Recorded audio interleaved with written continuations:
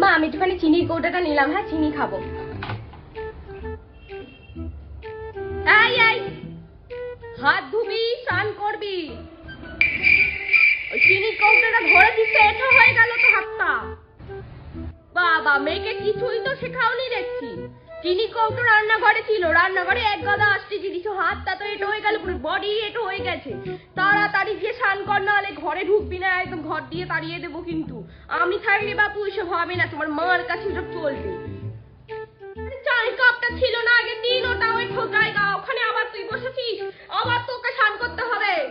স্নান কর। এঠো চারিদিকে এঠো,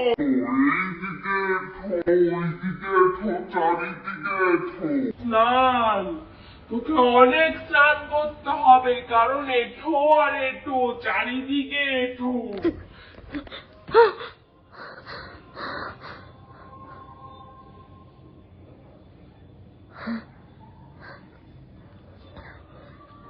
স্বপ্ন ছিল? কি হলো রে? কিছু না মা, স্বপ্ন দেখেছিলাম।